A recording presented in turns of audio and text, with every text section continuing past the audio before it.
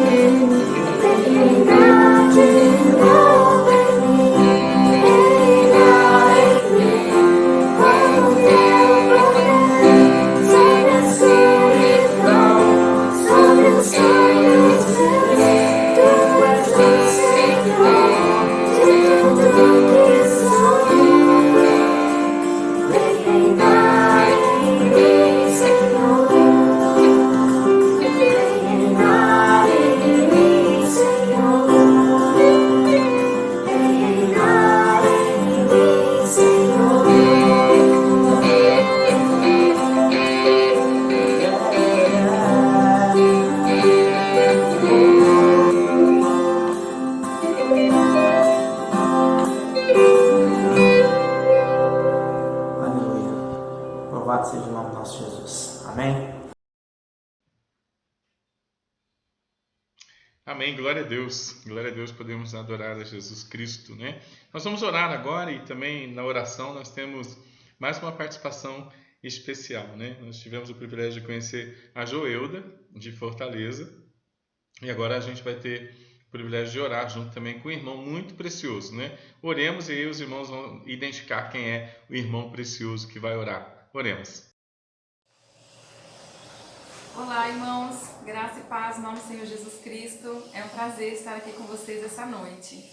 Graça e paz, Deus abençoe a todos em nome de Jesus. Eu quero deixar uma palavra a estes amados irmãos, as famílias todas da Igreja Vila Maria, e que Deus esteja sempre abençoando a vida do lar de vocês. E está em Mateus, capítulo 7, versículo 24, que diz: todo aquele, pois, que ouve estas minhas palavras e as pratica, será comparado a um homem prudente que edificou a sua casa sobre a rocha. Que as nossas famílias estejam sempre sendo edificadas pela rocha, que é Cristo Jesus, para que, quando vierem os problemas, estejamos sempre fortalecidos no Senhor Jesus. Que Deus abençoe a sua casa, que Deus abençoe seu lar, Deus abençoe o seu matrimônio, em nome de Jesus. Nós vamos orar agora, em nome de Jesus. Senhor, nosso Deus e Pai, nós queremos agradecer ao Senhor por esse momento, Pai, que estamos em comunhão com a Tua Palavra, em reunião com a Tua Igreja. Obrigada, Senhor, nosso Deus. E nós queremos nessa hora especificamente orar por nossas famílias, Pai.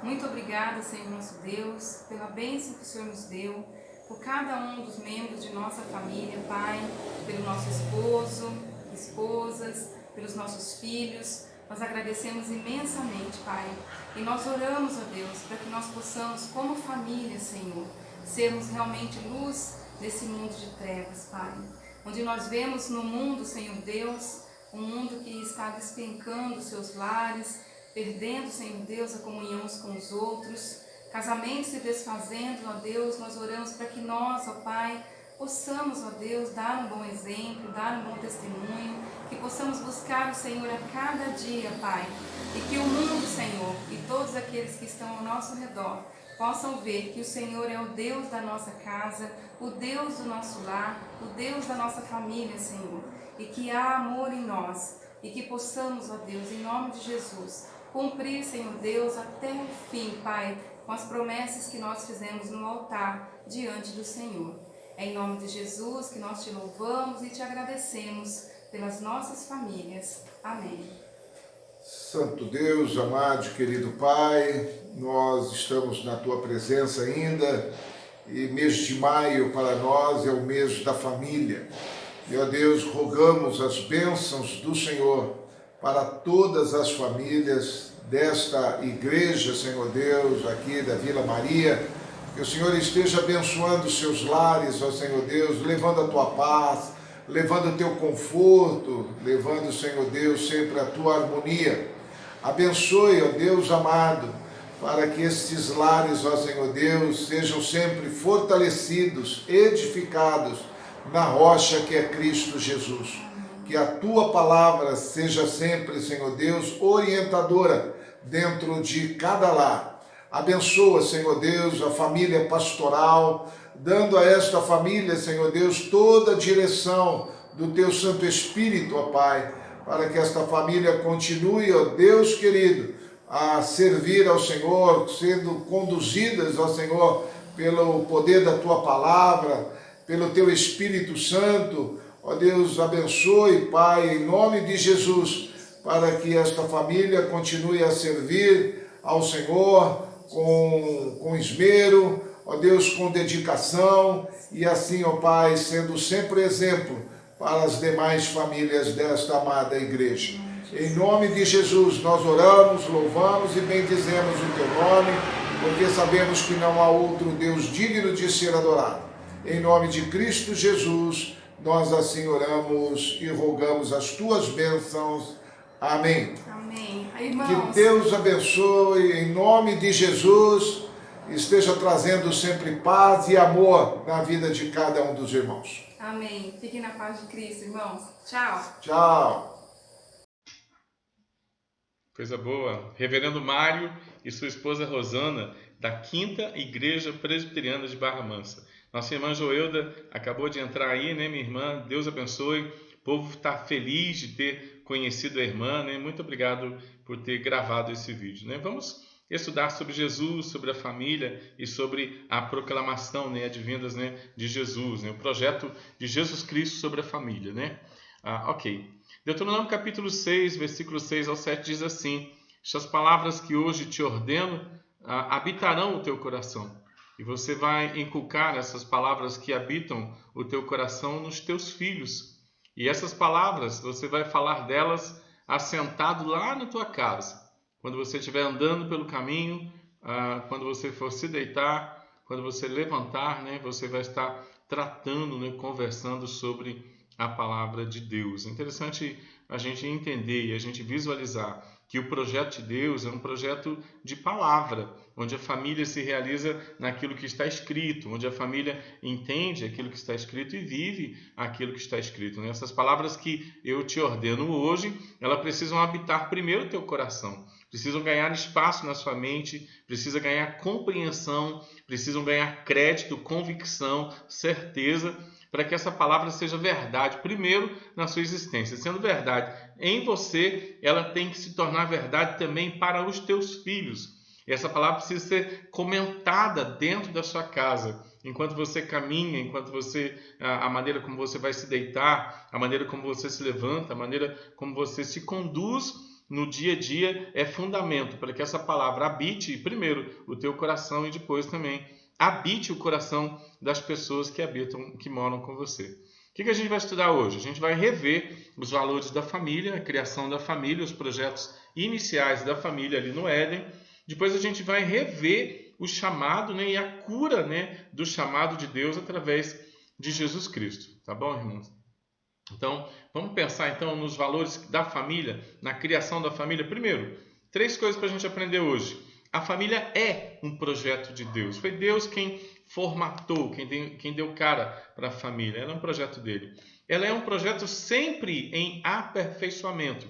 A família não é um projeto perfeito na consolidação da família. Ela é um projeto perfeito no coração de Deus. Mas nós, a família, estamos sempre aprendendo, em treinamento, em aperfeiçoamento. E também a família é um projeto guardado pelo Senhor. O Senhor protege a família, o Senhor tem prazer em manter a família no seu padrão criado e imaginado por Ele. Também a gente vai entender sobre quando Jesus entra na história para trazer cumprimento, né, aquilo que Ele prometeu em termos de resgate. E a gente estuda, por final, a família nas cartas do Novo Testamento. Okay? Para edificar um lar cristão, é preciso muito mais que um homem e uma mulher crentes e casados vivendo juntos. É necessário, fundamental, observar o projeto, as veredas antigas de Jeremias capítulo 6, versículo 16. A palavra de Deus é a base para um casamento cristão. Ok? A gente vai entendendo isso. Ok. Rever os valores nos leva de volta à origem do casamento, da família, e sua proposta santa para um mundo que está em movimento, mas um mundo que, além de estar em movimento, é um mundo em crise. Marido e esposa são muito diferentes, né?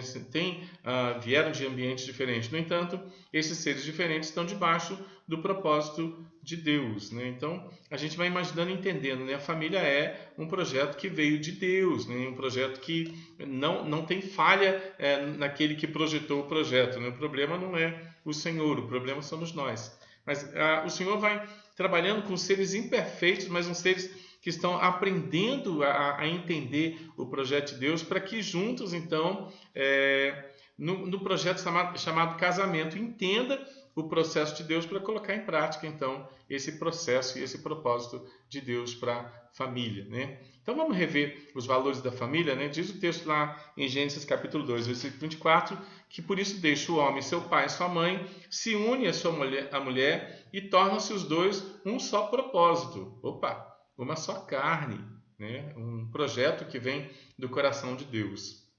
É projeto dele, é projeto em aperfeiçoamento, é um projeto que ele guarda, que ele mantém e que ele faz a manutenção. Vamos lá.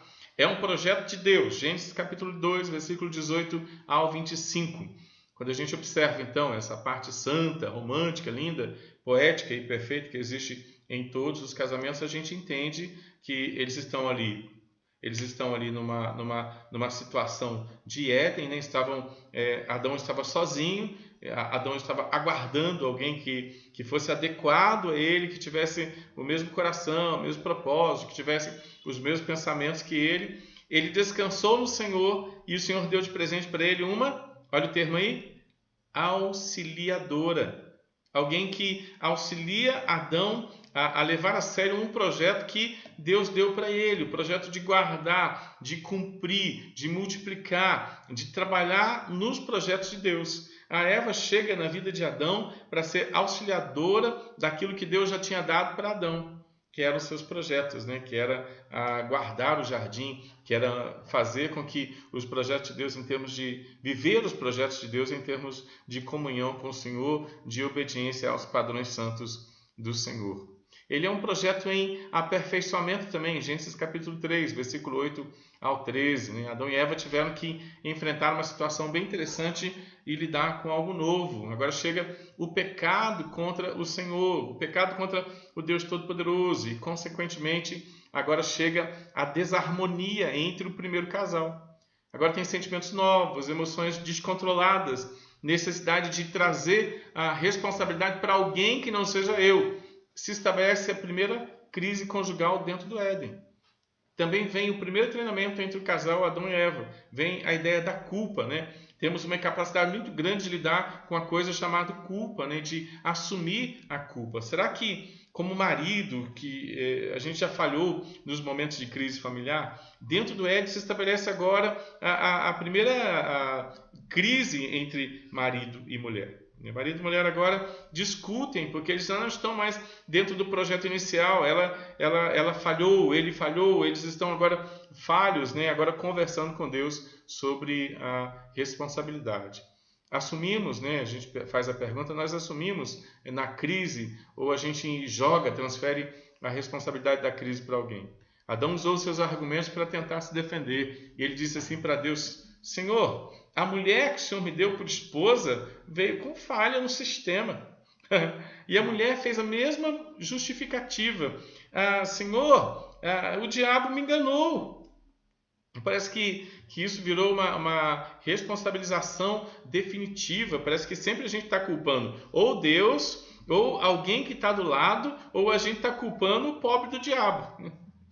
Parece que a gente entrou numa crise e a gente nunca é o responsável, a gente nunca assume a culpa, a gente está sempre mandando a culpa para alguém. Ou é a fulana, ou é ciclano, ou é beltrano, né? Ou é até o diabo, mas a gente nunca olha para dentro do nosso próprio coração para entender que a gente deixou os projetos de Deus de lado, né? Em termos de conhecimento, convicção, né? E a gente deixou de, entendendo os projetos de Deus, deixou de vivê-los. Adão diz: olha, a mulher que o Senhor me deu por esposa veio com problema.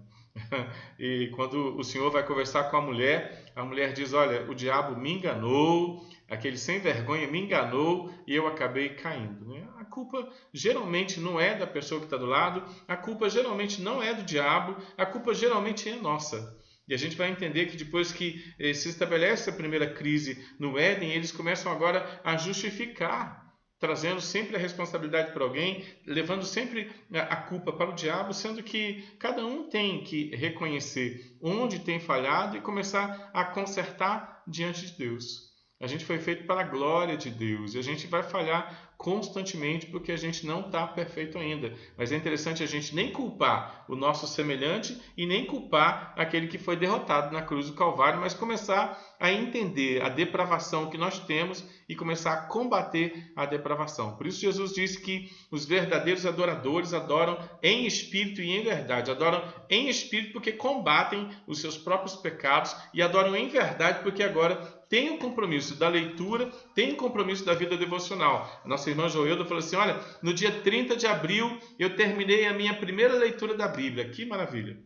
Ela está lutando, está adorando em espírito, lutando contra os seus pecados e adorando também em verdade. Né? A gente precisa ter conhecimento de Deus, ter convicção de Deus, entender os propósitos de Deus e viver em função dos propósitos de Deus até que o culpado não seja quem está do lado, até que o culpado não seja o diabo, mas o culpado seja a nossa falta de convicção. E a gente vai amadurecer isso e começar a agir de acordo com a vontade de Deus. Né?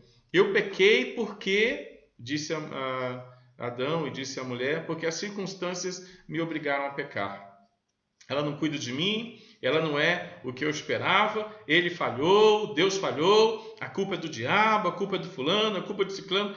Não é assim que a gente trata agora com a queda. A gente trata com a queda dizendo assim: eu vou entender onde eu tenho errado, eu vou me dobrar diante do Senhor e vou consertar os ambientes que precisam ser mudados e moldados na minha vida espiritual. Ok?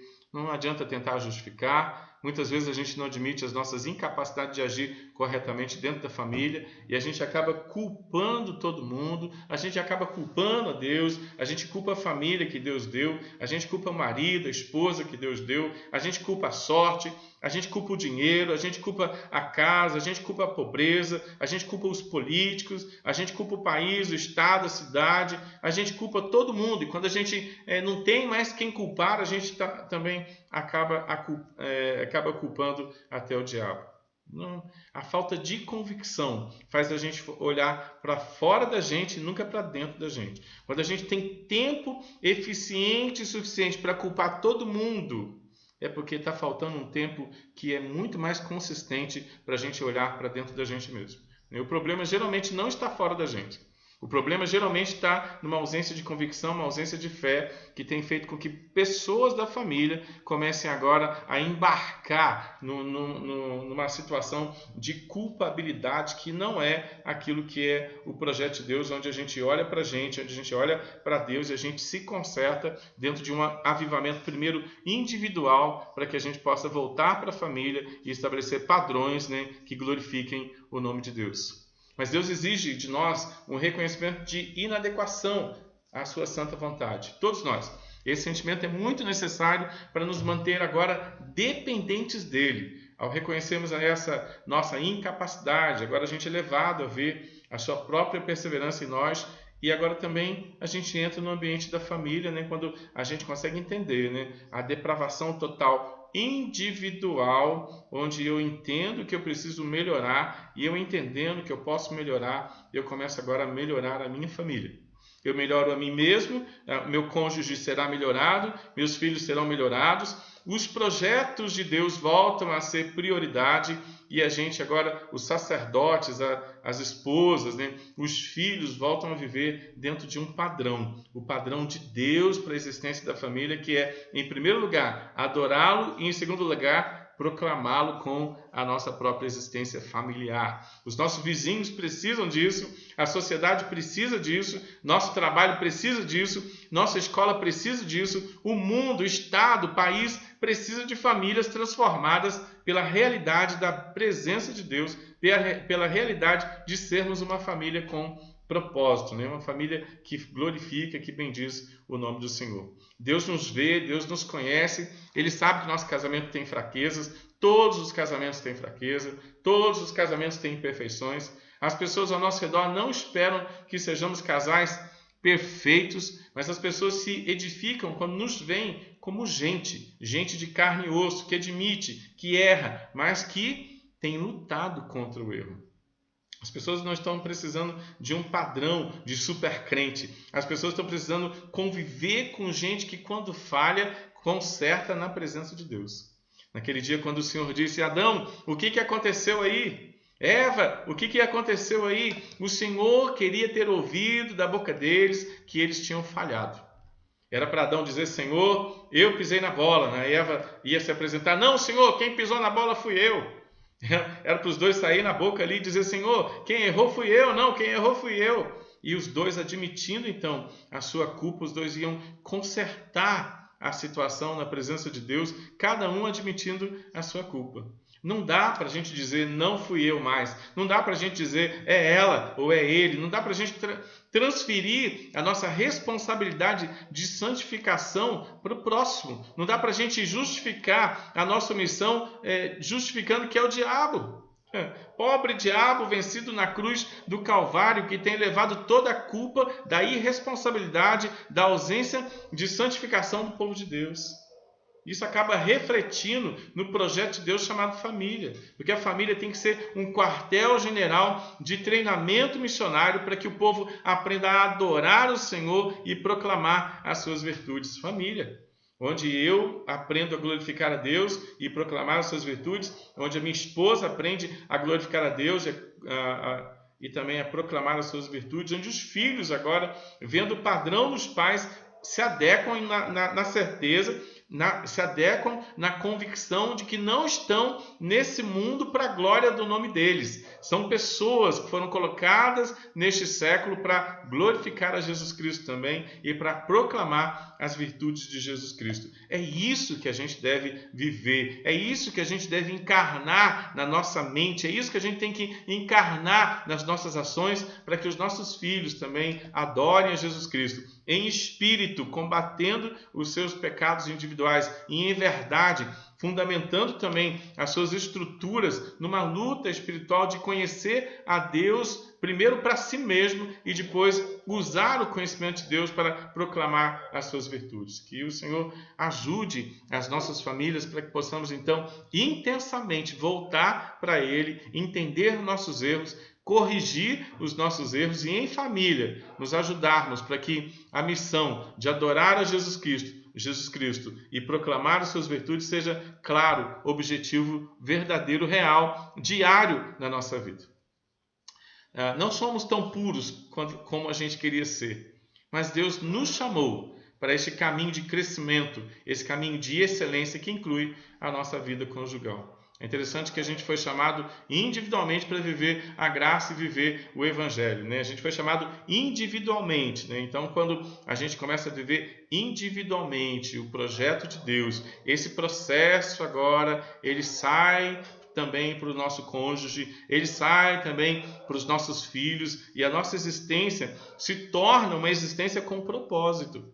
A gente não está no reino de Deus passando férias, escondendo o nosso talento. A gente está no reino de Deus multiplicando os nossos talentos, tornando os nossos talentos multiplicados para que o nome de Jesus seja glorificado, né? Quem vai fazer isso acontecer, quem vai guardar esse projeto é o próprio Senhor. Ele é um projeto guardado pelo Senhor. Em Deuteronômio capítulo 6, versículo 1 ao 9, ele mostra a aliança de Deus com o homem e os seus benefícios agora que alcançam a família. A aliança que Deus tem comigo, a aliança que Deus tem com o sacerdote, a aliança que Deus tem com uma pessoa da família, agora começa a abranger as outras pessoas da família. Alguém precisa começar a viver para a glória de Deus e agora o avivamento, o projeto de restauração, para que o nome de Deus seja glorificado, começa a acontecer dentro da família. A única maneira da nossa família ser restaurada é através da ação do Senhor Jesus Cristo dentro da família. No Antigo Testamento, essa ação foi desenvolvida com base na lei dada pelo Senhor mesmo.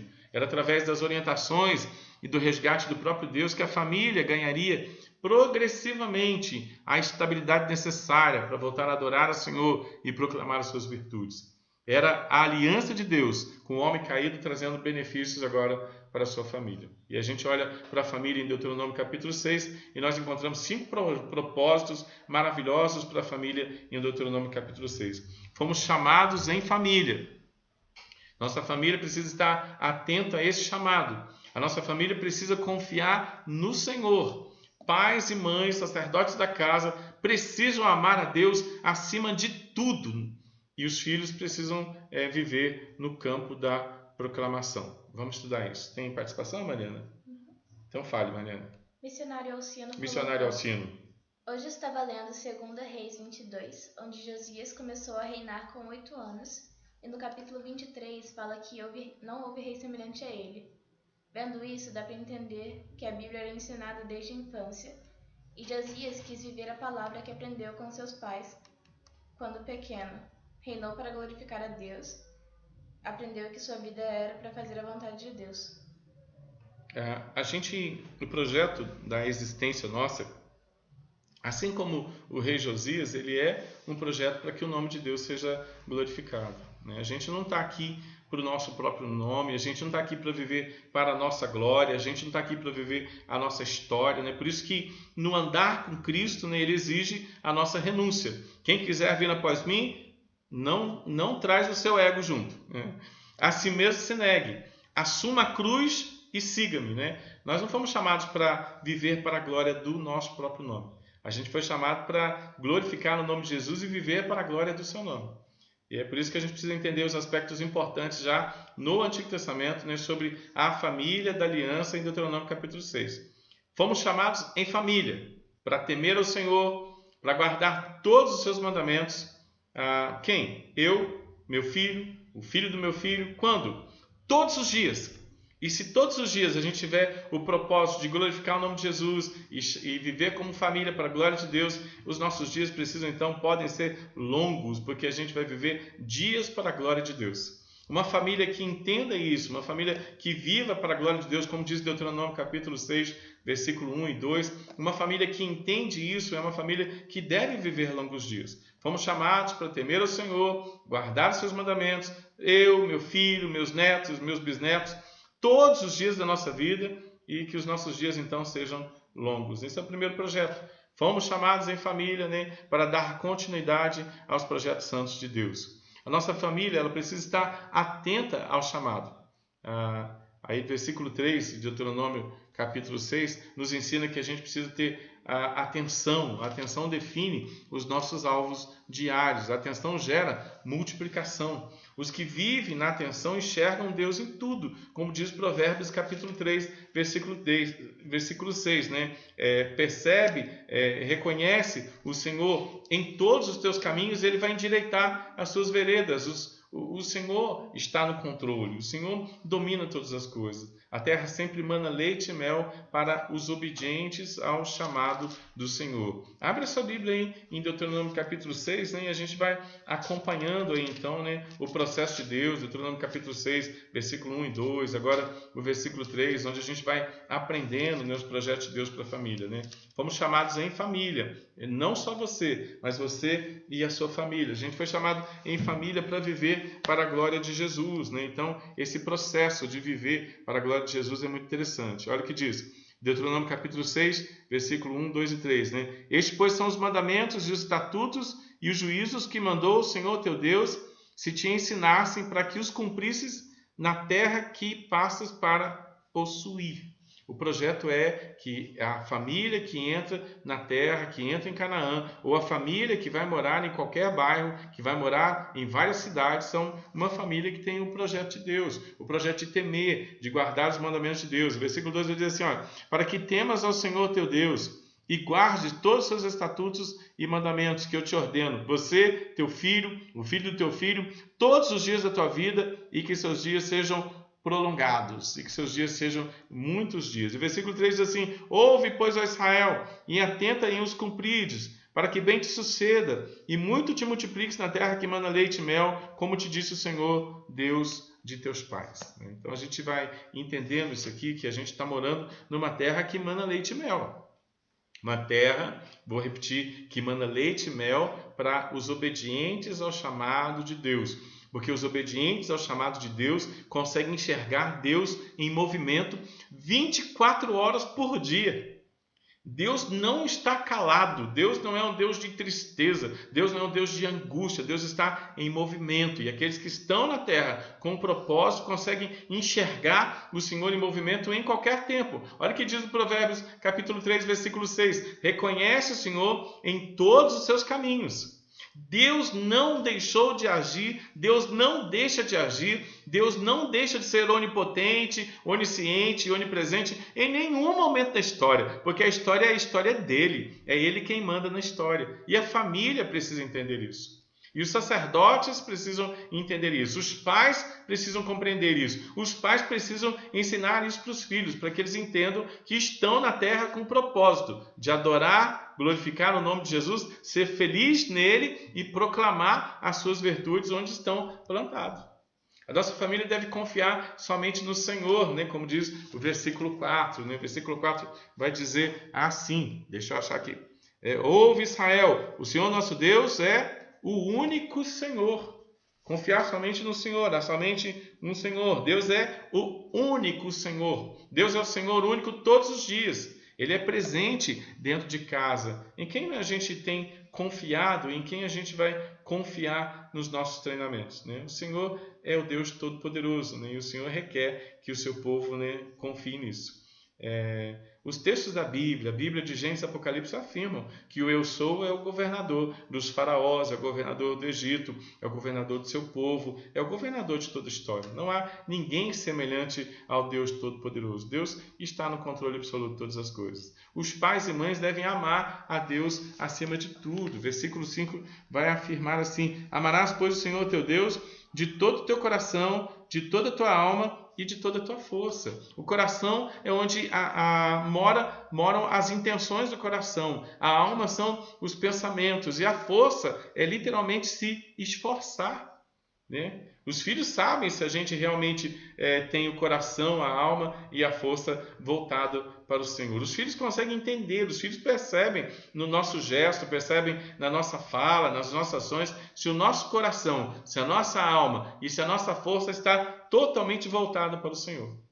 Papai, mamãe, nós precisamos amar a Deus acima do amor que nós temos pelos nossos filhos. Pai precisa amar mais o Senhor do que a sua própria esposa. A esposa precisa amar mais o Senhor do que o seu próprio marido. Os pais têm que amar o Senhor mais do que amam os seus filhos. Essa coisa de dizer, meu filho é tudo para mim, fulano é tudo para mim, ciclano é tudo para mim, tudo para você tem que ser o Senhor. Ouve Israel, o Senhor, nosso Deus é o único Senhor. Amarás, pois, o Senhor teu Deus de todo o teu coração, integralidade de coração, de intenções, de toda a sua alma, que todo o nosso pensamento seja carregado individualmente em amar o Senhor, em glorificar o Senhor, que todo o nosso esforço, que toda a nossa diligência seja para glorificar, bendizer o nome do Senhor. Os nossos filhos estão de olho na gente. Olha a responsabilidade que a gente tem de viver uma família com propósito. Os nossos filhos não são mais importantes, nossos cônjuges não são mais importantes, as coisas dessa terra não são mais importantes, e todo esforço, toda satisfação que nós temos precisa ser o de glorificar o Senhor com santificação no coração. Mas em quinto lugar, filhos, eles são campo de proclamação, eles são um campo missionário. O versículo 6 ao versículo 8 vai dizer assim: essas palavras que hoje te ordeno estarão no teu coração. Inculca teus filhos, dela fale assentado em tua casa, andando pelo caminho, ao deitar-se e ao levantar-se. Também as atarás como sinal na tua mão, e te serão por frontal entre os teus olhos, e as escreverás nos umbrais da tua casa e nas tuas portas. Que interessante, irmãos. A Bíblia tem que estar presente primeiro no coração dos pais. E depois a Bíblia precisa ser inculcada aos filhos no lar. A parte mais importante da nossa vida com os filhos é ensinar para os nossos filhos a Bíblia do Senhor. Não tem nada mais importante para os pais em relação aos filhos do que ensinar a Bíblia. Mais importante do que dar uma carreira para os seus filhos é ensinar a palavra de Deus para os seus filhos. E eu costumo dizer na igreja que enquanto os nossos filhos não forem mestres de palavra, eles não podem ser mestres de mais nada. Enquanto os nossos filhos não tiverem a consciência da soberania de Deus, eles não podem buscar a sabedoria do mundo, porque vai ser uma confusão, vai ser um choque na mente deles, eles olharem para o conhecimento do mundo sem primeiro ter conhecimento muito bom do Senhor. Pai e mãe tenham a responsabilidade, diante de dar uma profissão, diante de dar dinheiro e realizações deste mundo para os seus filhos, ensinem, inculquem a palavra de Deus na mente dos seus filhos. Isso é mais importante do que educá-los. Muito mais importante do que educá-los socialmente, trazer um projeto de carreira para eles, ensinar para eles como ganhar muito dinheiro, qual a melhor profissão, em nome de Jesus. A nossa família tem que ser uma família com propósito. Nossos filhos precisam conhecer as Escrituras, nossos filhos precisam ler a Bíblia. A maior motivação que um pai e uma mãe têm para com seus filhos é a leitura das Escrituras. Inculque, em nome de Jesus, a Bíblia no coração dos seus filhos. Desde a mais tenra idade, ensina a palavra de Deus para os seus filhos. A Bíblia precisa ser inculcada aos filhos, sabe onde? No lar. É no lar, sentado à mesa, que a gente conversa com os nossos filhos sobre a palavra escrita de Deus. A gente falha porque a gente deixa os nossos filhos no videogame, a gente deixa os nossos filhos na internet, a gente deixa os nossos filhos fazendo tantas coisas e a gente não coloca a Bíblia na mão dos nossos filhos. Desliga o computador, desliga o celular e coloque seus filhos com a Bíblia aberta para compreenderem, para entenderem qual é o padrão de Deus para a vida deles. Irmãos, nós temos falhado nessa área. A gente precisa voltar a entregar a palavra de Deus na mão dos nossos filhos e cobrar dos nossos filhos um conhecimento de Deus. Cobrar dos nossos filhos. Os filhos dos judeus, eles com 12 anos de idade, eles precisavam ir lá para frente na sinagoga e dizer um texto grande de Pentateuco, de Deuteronômio, e ele passava pela bênção, esqueci o termo agora,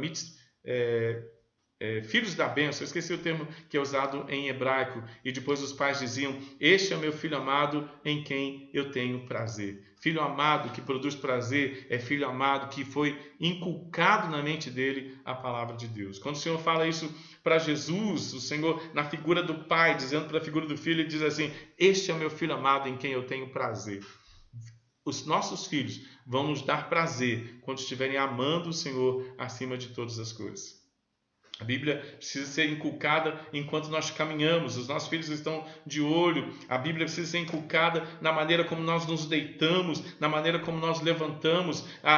Precisamos ter sinal na mão, atitudes que glorifiquem o nome de Deus. Precisamos ter sinal na fronte, conhecimento, convicções. A nossa casa precisa ter versículos bíblicos. A nossa casa tem que ser carregada de obediência, irmãos.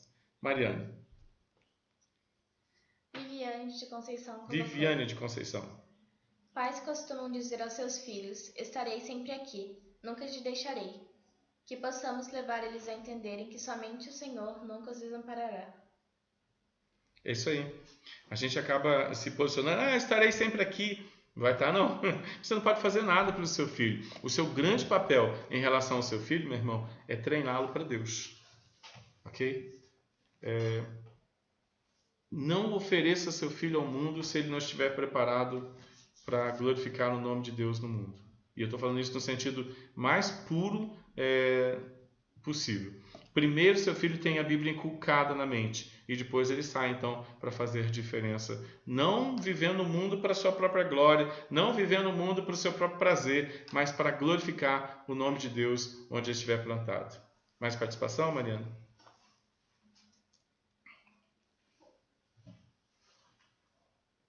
O presbítero Rodrigo colocou: Rodrigo. Me deixa muito feliz quando lembro que a Igreja Presbiteriana pergunta aos pais se nos comprometeremos em ensinar nossos filhos a ler por si mesmos.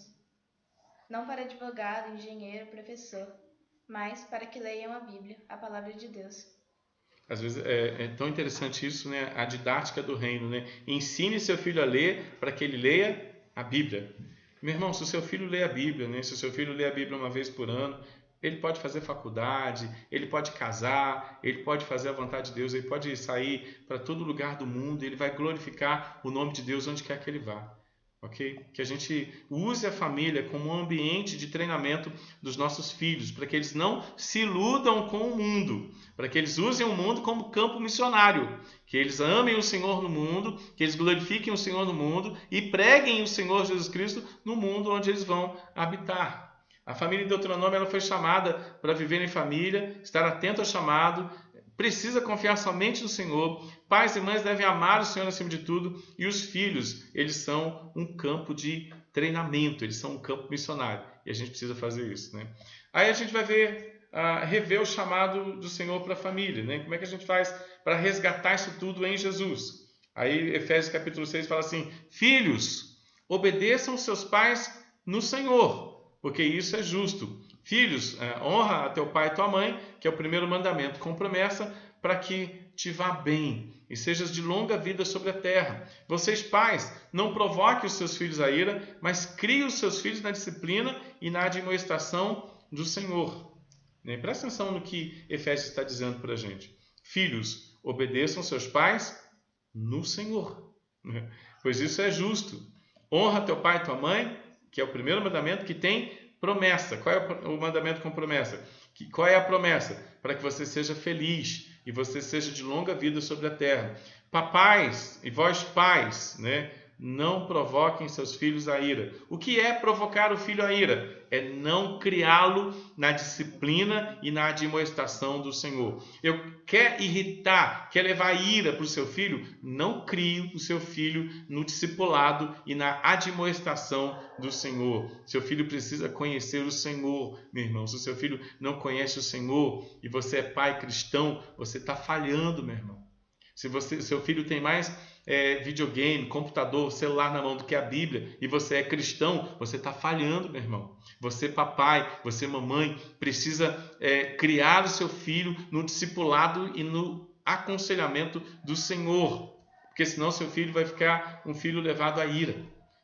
Vós, pais, não provoquem os seus filhos à ira. Como que um papai e uma mamãe provocam um filho à ira? É simples. Não disciplina ele, deixa ele à vontade, não aconselha ele, deixa ele viver do jeito que ele quiser, do jeito que der na telha dele, deixa ele com o celularzinho na mão, só curtindo as coisas deste mundo, na internet, sem preocupação nenhuma de conhecer o Senhor. Aí o filho nunca vai obedecer o seu pai no Senhor, seu filho nunca vai honrar o seu pai e sua mãe. Nós temos uma missão, irmãos, e a missão é levar o conhecimento sério de Jesus Cristo aos nossos filhos, para que eles adorem, glorifiquem o nome de Jesus Cristo, para que eles tenham Jesus Cristo na mente, para que eles tenham Jesus Cristo nas ações. Esse é o papel do pai e da mãe. O papel de pai e mãe não é estudar o filho, não é encher o filho de benefícios deste mundo, mas o papel do pai e mãe é treinar o seu filho para que ele glorifique também o nome de Jesus, os pais glorifiquem o nome de Jesus, os filhos glorifiquem o nome de Jesus, e que Jesus seja glorificado numa casa, e que essa casa treine os filhos para que sejam missionários, sejam pessoas que fazem diferença com seus dons e talentos esparramados neste mundo aí que precisa tanto da influência de sal, terra e bom perfume da família. Esse é o projeto para a família. Vamos entender isso, irmãos, revendo o chamado para a família? Primeiro, tem duas coisas para a gente rever. A promessa e o cumprimento do resgate e como é que se apresenta a família agora nos evangelhos e nas cartas paulinas, né, e nas cartas gerais. Nessa época do Antigo Testamento, a lei oral, o ensinamento que deveria ser passado de pai para filho acerca do Deus Todo-Poderoso, era então a ligação entre as famílias e o próprio Deus. A lei escrita foi revelada posteriormente para que o ensino permanecesse sendo a base para as famílias, conforme já visto lá em Deuteronômio capítulo 6. No entanto, no decorrer do tempo, houve um descuido em relação ao ensino correto que deveria ser feito dentro de casa, gerando cada vez mais o afastamento do povo das verdades do Senhor. O texto de Juízes, capítulo 2, versículo 10, é bem interessante quanto a isso, porque diz assim: foi também congregada a seus pais toda aquela geração, e outra geração após ele se levantou, que não conhecia o Senhor, nem tampouco as obras que fizeram a Israel. Quando a gente pega uma situação de crise dessa acontecendo no meio do povo de Deus, é porque o lugar que falhou é a casa. O ambiente de falha para que não haja avivamento nunca é a igreja, sempre são os lares. A igreja, o pastor, não tem capacidade de transformar as pessoas que estão dentro de casa, mas os pais têm. Os pais transformados pela graça conseguem agora levar essa graça para dentro do ambiente do lar e produzir dentro do ambiente do lar maturidade espiritual, adoração espiritual, santificação espiritual, satisfação espiritual, conhecimento, certezas e convicções da justificação, para que esse povo, família, justificado pela graça divina, adore o Senhor e proclame as suas virtudes. O lar não pode falhar no treinamento dos filhos. O lar é o ambiente onde a igreja prospera. O lar é o ambiente onde os pais ensinam o povo de Deus, a família de Deus, a prosperar espiritualmente. Mariana. Mirceia colocou: Oi, Mirceia. Ensina a criança no caminho em que deve andar, e ainda quando for velho, não se desviará dele. Provérbios 22, 6. É tão interessante, né? Ensina a criança, meu irmão. A obrigação de ensinar a criança é a igreja.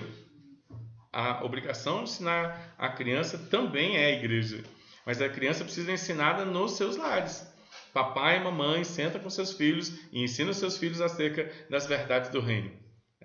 Isso é um ambiente também muito interessante, né? Uma sequência de histórias passando pelo rei Davi e suas questões familiares. No segundo livro de Samuel, olha só, o adultério de Davi, Amnon, o incesto, né? Tamar e Absalão, capítulo 15, vai falar do confronto do filho contra o pai. Leva o povo todo, as famílias daquele contexto, a se desviar dos caminhos do Senhor. Famílias que começaram a se desviar do Senhor. Famílias que perderam a visão do reino de Deus. Famílias que se deixaram levar pelo encanto do contexto. Famílias que pararam de ler a Bíblia dentro de casa, pararam de se relacionar com Deus dentro de casa. Os livros históricos e proféticos narram o povo em um afastamento progressivo, lento da lei de Deus. E os profetas anunciam agora o cativeiro como forma de justiça divina em relação a este desprezo pelo Senhor e desprezo pela sua palavra. Notem, irmãos, que historicamente, todas as vezes que o povo se afasta da palavra de Deus, Deus dá um jeito de dar uma sacudida no povo. Dá uma sacudida no seu contexto, ao ponto do Senhor dizer: olha, presta atenção. Às vezes que a terra deixar de produzir, às vezes que a peste chegar sobre a terra. Se o meu povo, que se chama pelo meu nome, se humilhar, orar, me buscar e se converter dos seus maus caminhos, eu ouvirei dos céus, perdoarei os seus pecados e vou sarar o seu contexto. Opa, parece que intensamente, progressivamente, constantemente, o povo de Deus se afasta dos projetos escritos de Deus. Aí o Senhor tem que dar uma sacudida mundial para que as pessoas que estão frias no Senhor se esquentem, para que as pessoas que têm que se converter se convertam. Mas parece que muitas pessoas continuam não levando o Senhor a sério.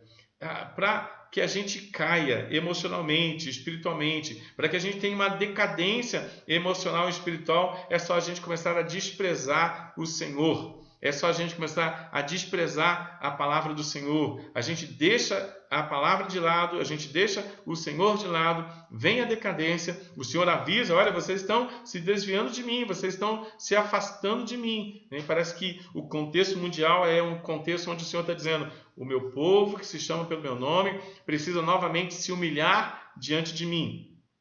Meu povo precisa se dobrar diante de mim, precisa orar, precisa me buscar. O meu povo precisa se converter dos seus maus caminhos. E eu vou ouvir dos céus, eu vou perdoar os seus pecados. E aí eu vou sarar a sua terra. Nem até onde, até quando? Isso não é um aviso para que as famílias voltem a falar do Senhor dentro de casa, para que as famílias voltem a amar o Senhor dentro de casa, para que papai e mamãe, agora que tem que ficar dentro de casa, reensine os seus filhos cristãos a amarem o Senhor acima de todas as coisas e viverem o Senhor acima de todas as coisas. Fomos chamados para viver o Senhor acima da nossa vocação do mundo. Fomos chamados a viver o Senhor acima dos nossos sonhos. Fomos chamados para abrir mão de nós mesmos para viver para a glória do Senhor, o nosso Deus. Tem participação? Tem? Vivi Conceição colocou. Vivi Conceição. Lembro nitidamente de uma fala da Raquel em um estudo como esse, se não me engano em maio de 2017, dizendo que algo que todos somos é filho. Podemos não ser pais ou irmãos, mas filhos todos somos, que sejamos filhos santos, obedientes, que olham para a palavra e tenham como um bem mais necessário que o ar, para que a glória do Senhor seja conhecida no mundo. Se a gente, irmãos, individualmente tiver o Senhor como nossa prioridade, individualmente, isso exala, isso tem gosto, isso tem perfume, isso tem cheiro. As pessoas precisam de fundamento, as pessoas precisam de luz. Nós somos a luz do mundo. As pessoas precisam de sabor, nós somos o sal da terra. As pessoas precisam de perfume e nós somos o bom perfume de Cristo. Mas a gente precisa lembrar disso. A gente precisa viver isso, as pessoas precisam enxergar novamente e a gente precisa novamente colocar o Senhor como nossa prioridade absoluta de manhã, de tarde, de noite. Que o Senhor seja a nossa prioridade absoluta, que os nossos filhos enxerguem isso, que os nossos cônjuges enxerguem isso, que os nossos vizinhos enxerguem isso, que as pessoas que trabalham conosco enxerguem isso, que as pessoas que estudam conosco enxerguem isso, que ao passar pelas ruas dos bairros as pessoas enxerguem isso. As pessoas precisam de um despertamento espiritual e nós sabemos o caminho, nós sabemos a verdade, nós conhecemos a vida, mas às vezes nós nos envolvemos com os projetos mundanos, nós nos envolvemos com os sonhos mundanos, nós nos envolvemos com as metas mundanas e deixamos todo o projeto de adorar o Senhor e de viver o reino de Deus em último lugar. A promessa e o cumprimento do resgate. No entanto, Malaquias, no seu livro, encerra os relatos do Antigo Testamento com uma promessa de reestruturação. O sol da justiça virá, Jesus, trazendo salvação, estruturando corações e restabelecendo a vida familiar. Malaquias, capítulo 4, versículo 6, o último versículo do Antigo Testamento diz assim: Ele, o sol da justiça, converterá o coração dos pais aos filhos e o coração dos filhos a seus pais, para que eu não venha e fira a terra com maldição. Olha, meu irmão, o que Deus quer fazer? Deus quer que os filhos se voltem para os seus pais, os pais se voltem para os seus filhos, mas o projeto, irmãos, é sempre Deuteronômio capítulo 6. Os pais amando o Senhor, os pais ensinando os filhos e eles tendo um projeto de crescimento, de maturidade espiritual dentro de casa. A sua família é projeto de Deus para que eles amem, adorem, glorifiquem o nome de Jesus Cristo acima de todas as coisas.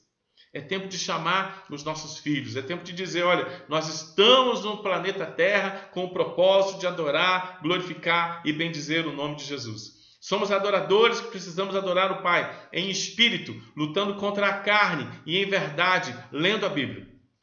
Nossa família vai fracassar se ela não adorar o Pai em espírito e em verdade. Os seus filhos vão fracassar se não adorarem o Pai em espírito e verdade. Seremos um fracasso se não adorarmos o Pai em espírito e verdade. Nossa família vai fracassar se não adorar o Pai em espírito e em verdade. Mas a promessa de Jesus, o propósito de Jesus é que os pais sejam convertidos aos filhos, os filhos sejam convertidos aos pais, para que o propósito da existência da família, que é adorar o nome de Jesus e proclamar as suas virtudes em espírito e em verdade, seja novamente projeto de vida, projeto onde a gente não vai deixar de lado o Senhor.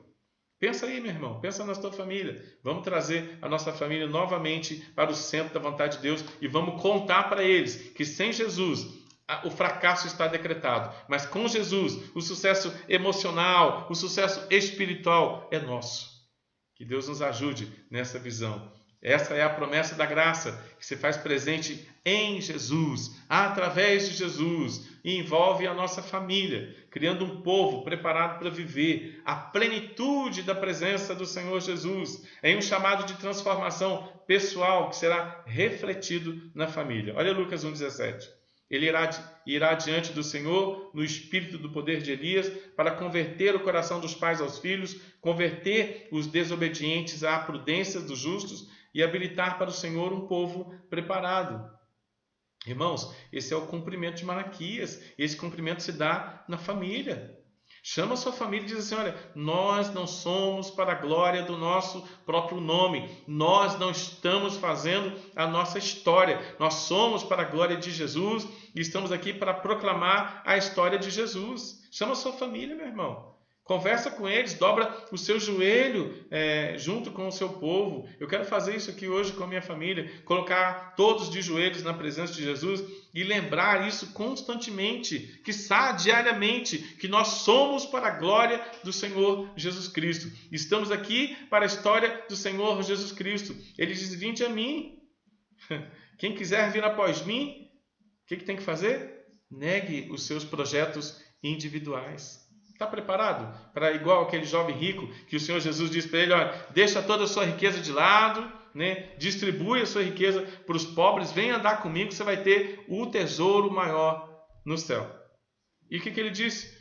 Estou afim não, sou bem rico aqui, estou cheio de propósito, estou cheio de projetos, eu não estou afim de andar com Jesus não. Não é esse o nosso caso, devemos olhar para Jesus Cristo, precisamos viver para a glória de Jesus Cristo, irmãos. No Evangelho de João, capítulo 2, Jesus renova a esperança no casamento. Não é simplesmente a manifestação do seu primeiro milagre, mas é a ligação perfeita entre os seus atos salvíficos e a restauração familiar.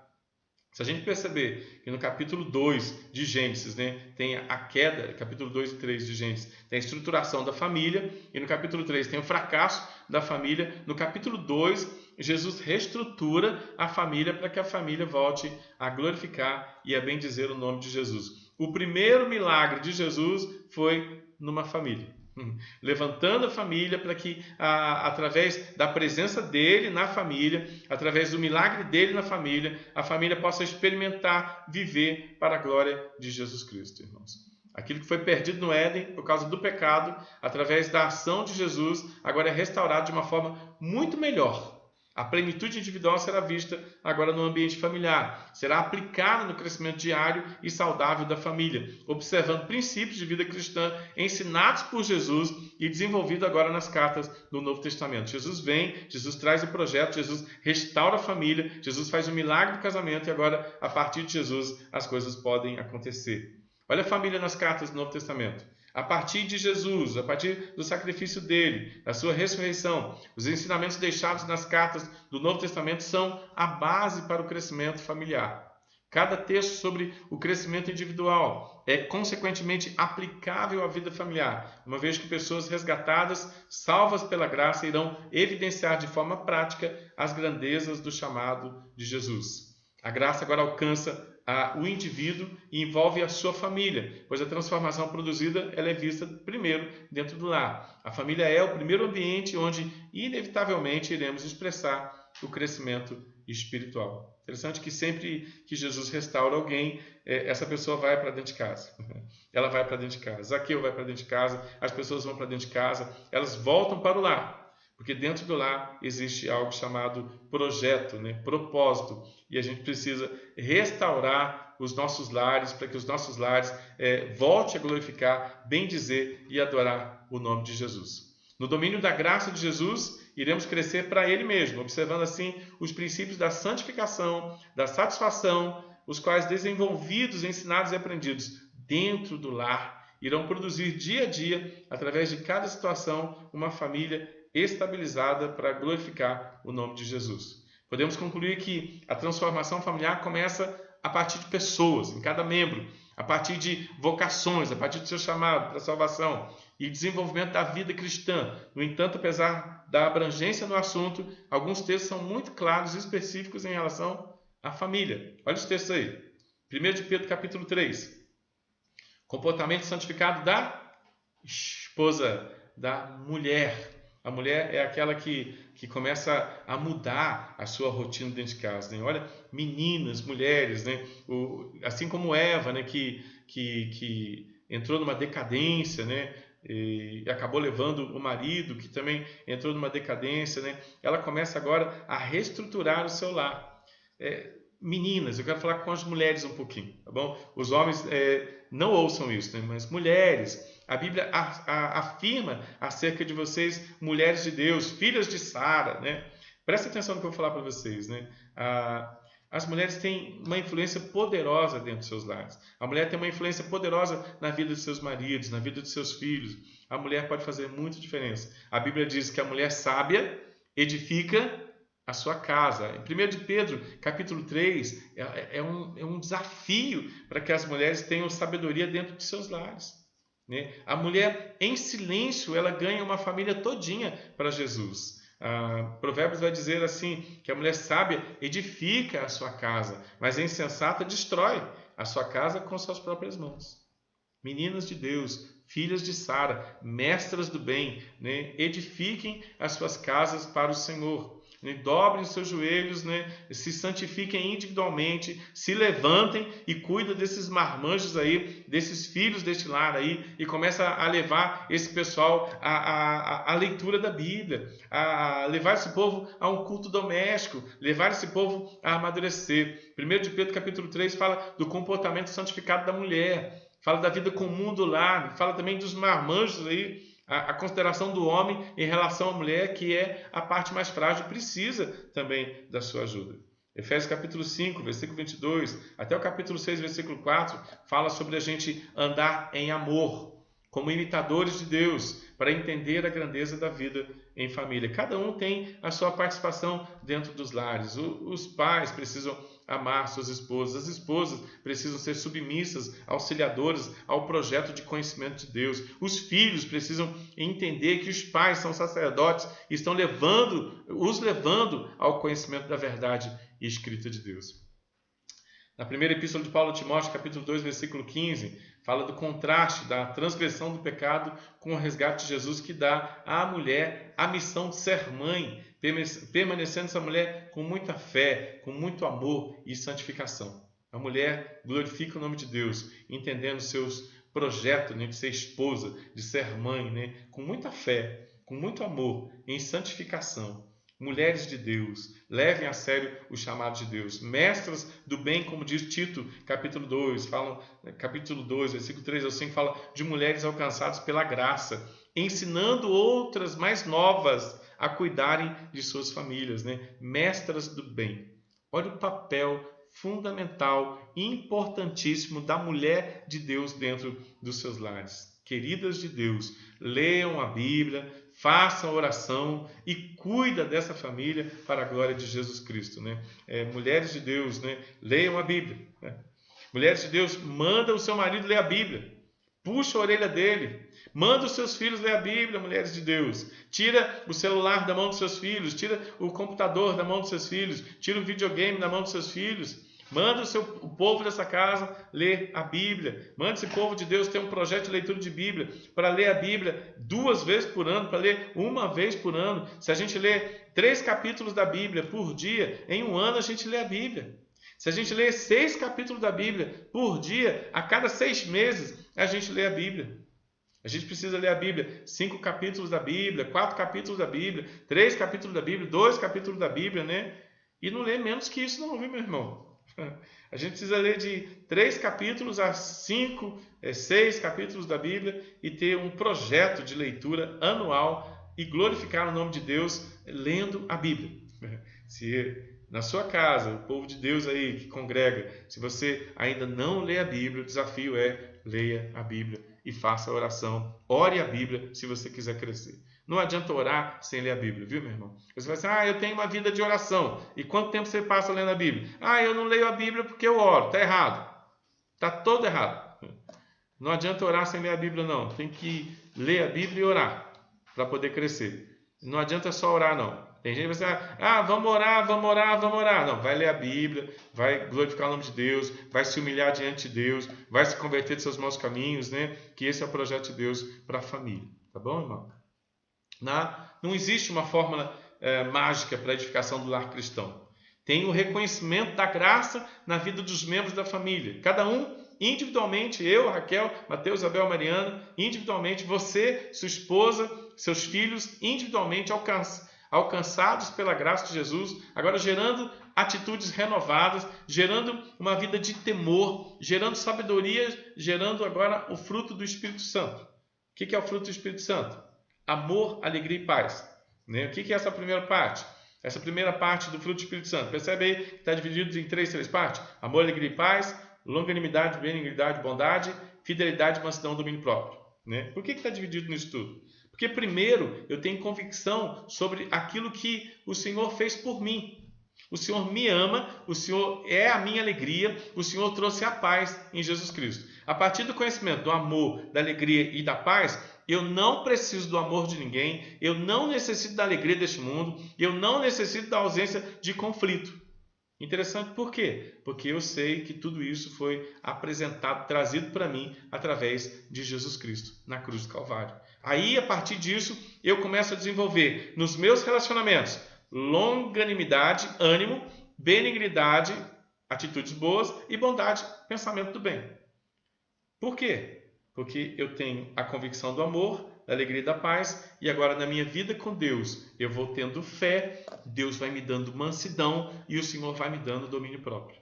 Isso é fruto do Espírito Santo e isso é individual, para o pai, para a mãe, para os filhos, todos eles, a família toda. Primeiro, precisa conhecer isso. E conhecendo isso, a gente melhora no relacionamento nosso, dentro de casa, e a gente melhora no relacionamento também fora de casa. As pessoas vão enxergar na nossa vida uma transformação porque nós conhecemos o Senhor. Mariana. Missionário Alcino colocou: os hebreus foram e triunfaram quanto a fazer da religião uma parte integral da sua vida. O êxito esteve em que a educação religiosa estava orientada a ensinar e a viver a palavra, e não só informar a palavra. Utilizavam o contexto diário para ensinar a respeito de Deus. Se você quiser fazer que seus filhos sigam a Deus, devem fazer isso, uma experiência no dia a dia. Jóia. A Viviane colocou: Viviane, Alcino. Lugar de mulher é onde Deus quiser. Olhemos para a Bíblia para aprendermos onde Deus quer que sejamos atuantes. Que não nos sintamos menores, mas com papéis distintos. Paremos de militar como as loucas feministas, querendo assumir para nós aquilo que o Senhor não nos ordenou. Não somos menores, mas não somos iguais aos homens no quesito funcional. Fomos criados para a glória de Deus, sendo exatamente como Ele determinou em Sua palavra. A família tem o chamado de viver individualmente, né? É interessante esse princípio, esse projeto, né? Essa sabedoria que o Senhor pode dar para as mulheres, né? Para que as mulheres, né, sejam as mães, mestras do bem de um avivamento familiar. Tem o privilégio para as esposas, privilégio para as mães, né, de poder edificar a sua casa. A Bíblia não diz, né, o homem sábio edifica a sua casa. A Bíblia diz, a mulher sábia edifica a sua casa. Isso é bem interessante, né? Quando as mulheres dizem e entendem, nós podemos avivar uma família toda. Nós podemos trazer avivamento para uma família. As mulheres são muito animadas em termos de viver e glorificar o nome de Deus, né? São animadas porque entendem esse privilégio, né, de viver para a glória de Deus. Isso também é muito interessante, né? A gente pode viver a expectativa da perseverança do Senhor e crer que aquele que começou a boa obra na família vai completar essa boa obra. Isso traz a visão individual e também a visão familiar. A gente pode entender isso, a gente pode glorificar o nome de Deus assim. É ouvindo a palavra, é praticando a palavra, como o missionário Alcino acabou de dizer, que cada membro poderá contribuir, cada membro contribuindo para o fortalecimento da família e para a santificação daqueles que ainda não foram alcançados pela mesma graça, né? É só para a gente entender direitinho, né? Cada um fazendo a sua parte coopera para o crescimento, né, do reino de Deus, né? Cada um, né, tem um serviço para cada crente no corpo de Cristo. O serviço não é só do pastor, o serviço não é só do presbítero, o serviço não é só do diácono. Cada cristão cooperam para a maturidade do corpo de Cristo, né? Cada um, dentro da família, né? O pai, a mãe, os filhos, né? Cada um tem o seu chamado. E o pai tem o chamado, né, para estar junto com a mãe, constituindo o mesmo propósito no casamento. Qual é o propósito do casamento? Glorificar o nome de Jesus, amadurecer o nome de Jesus, ser satisfeito com a justificação, viver a santificação, proclamar as virtudes de Cristo e estar indo para a vida eterna. Isso é um projeto individual e familiar. A família precisa agarrar esse projeto, né? O Senhor me justificou, agora eu vou vivendo em santificação, caminhando para a vida eterna, né? Com Jesus Cristo, com satisfação, com alegria no coração, em família. É ouvindo então a palavra, praticando que cada membro e todo membro, cada membro e todo membro. A igreja, ela funciona com todo mundo fazendo a sua parte, né? Você tem feito sua parte? Qual é a minha parte? Leia a Bíblia.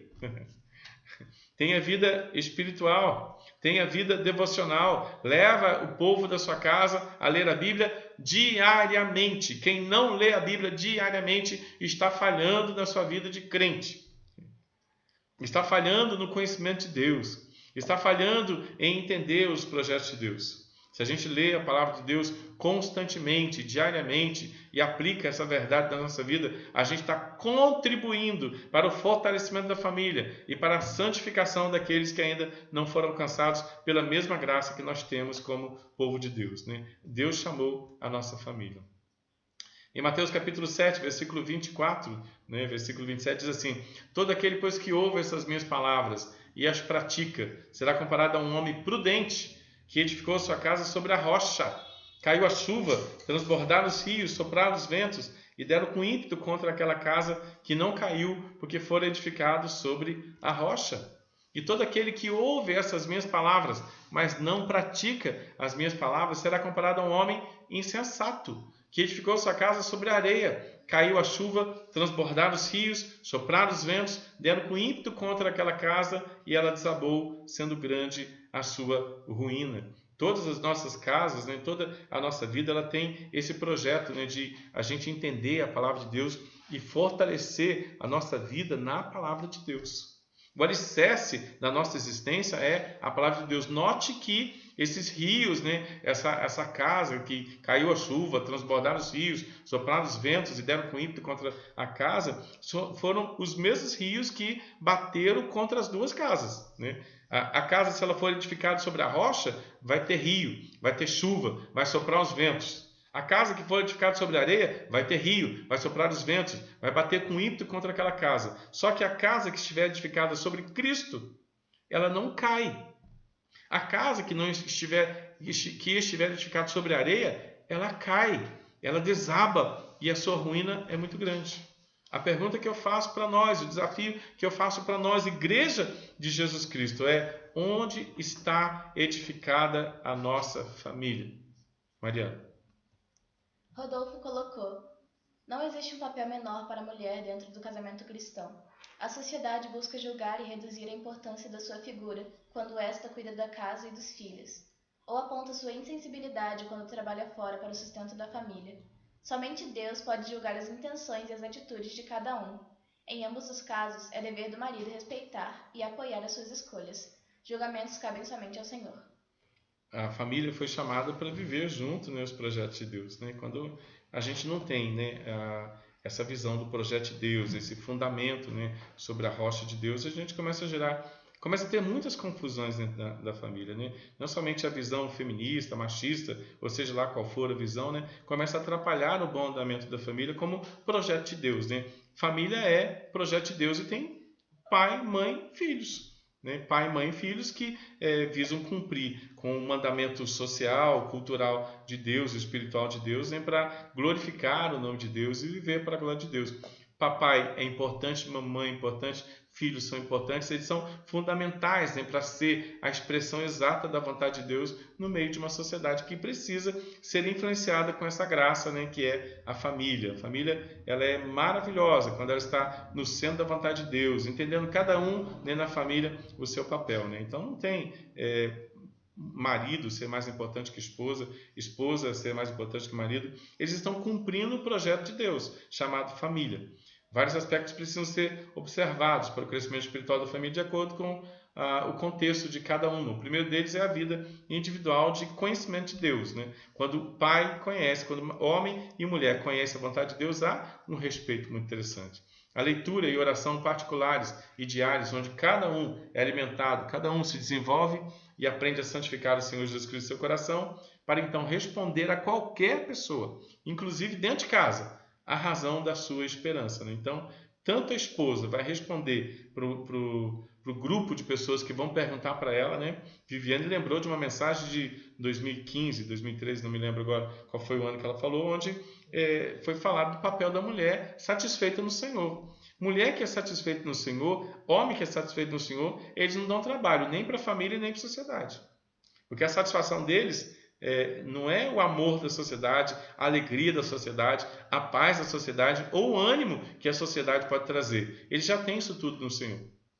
Ele já tem o fundamento de ter sido amado na cruz do Calvário, a alegria de ser salvo em Cristo Jesus, a paz que traz tranquilidade para o coração e o ânimo que não é justificado por qualquer coisa deste mundo. Um ânimo que é justificado pela graça no coração, tanto do homem como da mulher, como dos filhos, né? Então, esses que são animados por graça, esses que têm Jesus Cristo em altíssimo conceito como Senhor, governador do universo, eles podem então agora responder a qualquer pessoa a razão da esperança que eles têm.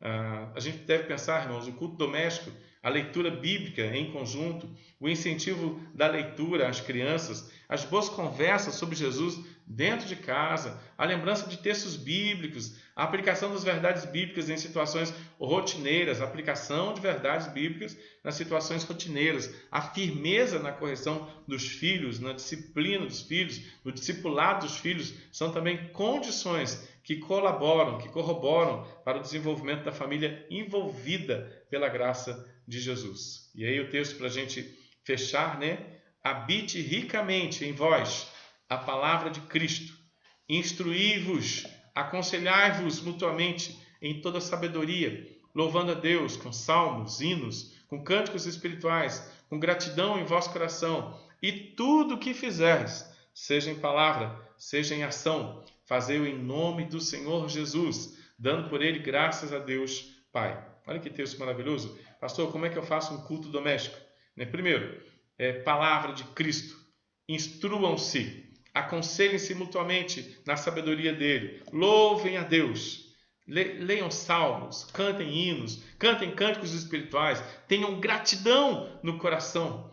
Tudo o que vocês fizerem, seja em palavra, seja em ação, fazei em nome do Senhor Jesus, dando por ele graças a Deus, né? Mais um texto que me vem à mente agora, a primeira epístola de Paulo aos Coríntios, capítulo 10, versículo 31. Quer pois comais, quer pois bebais, ou façais outra coisa qualquer, façam tudo para a glória do Senhor Jesus Cristo. Para que nascemos? Para que vivemos? Para que temos família? Temos família para glorificar o nome de Jesus Cristo. Para que sonhamos? Para a glória de Jesus Cristo. Para que nascemos? Para a glória de Jesus Cristo. Para que temos família? Para a glória de Jesus Cristo. Para que tem o pai? Para a glória de Jesus Cristo. Para que tem a mãe? Para a glória de Jesus Cristo. Para quem tem os filhos? Para a glória de Jesus Cristo. Nossa família foi chamada, meu irmão, para glorificar, para bendizer o nome de Jesus Cristo. É para isso que nós nascemos, é para isso que Jesus constituiu você, é para isso que Jesus te deu um cônjuge, é para isso que Jesus te deu filhos. Vamos usar as nossas famílias para a glória de Jesus Cristo, resgatados e salvos pelo Cordeiro. Vamos glorificar, vamos bendizer o nome de Jesus. O marido não é mais importante que a esposa não é mais importante que os filhos. Jesus é tudo o que nós temos de importante. Jesus é tudo para nós. Então glorifiquemos o nome de Jesus Cristo. Amém, meus irmãos? Deus abençoe muito vocês. Tem alguma participação aí, Mariana? Tem mais alguma? Cadê o presbítero Adalto? O presbítero Adalto está por aí? Presbítero Adalto? Presbítero Adalto? Estou aqui, pastor. Boa noite. É um prazer estar aqui mais uma vez para participar deste culto. Vamos abrir nossas Bíblias no livro de Salmos, capítulo 128. O título de Temor de Deus e a Felicidade do Lar. Bem-aventurado aquele que teme ao Senhor e anda nos seus caminhos. Do trabalho de tuas mãos comerás, feliz será, e tudo te irá bem.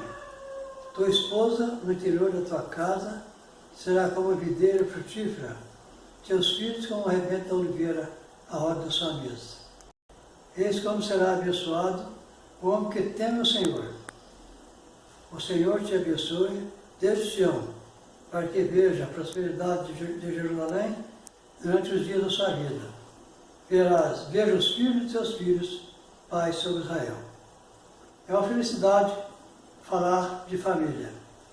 Josué diz: escolhei hoje a quem servais, eu e minha casa serviremos ao Senhor. Portanto, é um privilégio muito grande quando alguém pode dizer: eu e minha casa serviremos ao Senhor. Eu tenho o privilégio de não ver somente os filhos de meus filhos, mas já os filhos de netos. Santo Deus e nosso Pai, glorificado seja o teu nome. Te agradecemos, ó Deus, porque temos sido abençoados por ti. E neste momento, Deus, nós te pedimos que seja abençoando todas as famílias da tua igreja, que mesmo ausentes, mas estamos, ó Deus, em breve juntos. Te pedimos também que abençoe aquelas pessoas que estão hospitalizadas, aquelas pessoas que estão lutando com dificuldade, com enfermidade. Lembramos também, ó Deus, do nosso irmão missionário,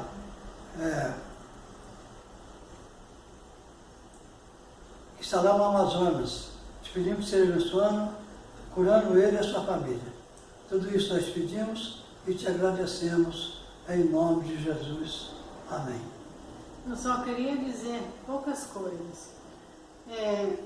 A gente nesses dias de pandemia, a gente fica muito atribulado. A gente fica muito preocupado, mas a gente esquece que o Salmo 146 diz o seguinte: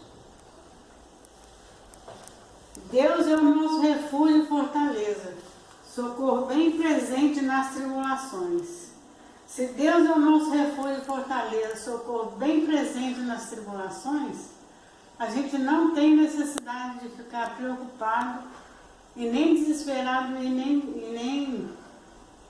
e sabendo que Deus está conosco, cuidando de cada um de nós.